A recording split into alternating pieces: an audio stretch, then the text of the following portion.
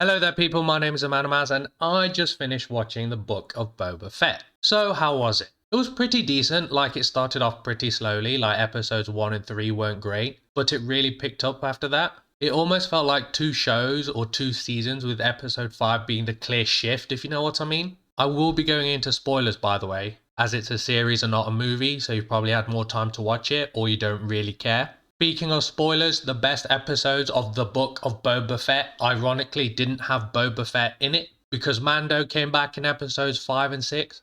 Boy, I miss Mando. He steals the show every time he's on screen, and it's a testament to how Jon Favreau and Dave Filoni have handled the character and his shows. It felt like Mandalorian season 3, and I can't wait for that to come out. It's like this show was that show's trailer. Okay, now I'll go back to the main character of the show. I liked Boba Fett. They really flesh him out as someone who isn't just a bounty hunter, but as a crime lord who rules by respect. And they made sure to nail that by comparing him to Jabba, who ruled by fear. I did also like the flashback scenes, from him escaping the Sarlacc pit to spending time with the Tuskens or the Sand People to pretty much catching up with him to Mandalorian season 2. His time with the Tuskens or Sand People, I don't want to sound racist here or anything, really brought out a more human side to Boba that we haven't seen before. And it really humanizes the Sand People as well, as we haven't really gone into their backgrounds before this show. I say this, Boba only had like 10 minutes of screen time in the original trilogy, but he did give off the impression of being a cold-hearted bounty hunter.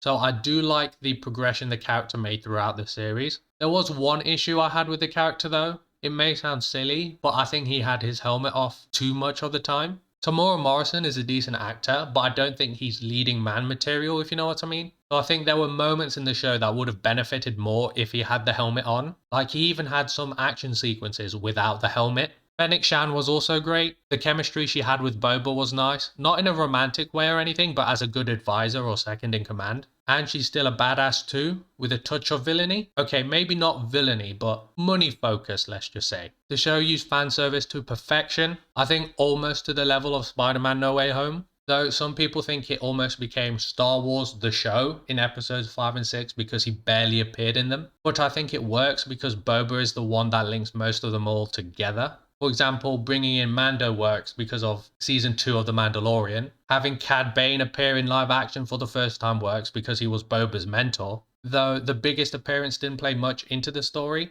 And that was Luke fucking Skywalker. He looks so much better in this than the finale of Mando season 2. Though he was a bit of a dick to Grogu, like he was a harsh teacher. He made the poor baby choose between choosing the gift Mando gave him and Yoda's old lightsaber because of Jedi and their attachments. Like, why can't he have both? And it was somewhat hypocritical coming from Luke with his attachments to his father. But even then, seeing him with Ahsoka was pretty cool with the references to Anakin. There was also a scene that was a great callback to Luke's training with Yoda, but with Grogu instead. And I think that episode was arguably the best episode of the Disney Plus Star Wars shows. Having said that, the show did have a few flaws. Like, some of the action felt like it was slow. I'm not sure if that's because Boba is past his peak or if that's a production thing, but it definitely could have been better. Now that I've said that, the Mando fight scenes were a lot better, so maybe it was because of the former. There was also this group of cyborgs that modded themselves for some reason, and they were the worst characters in the show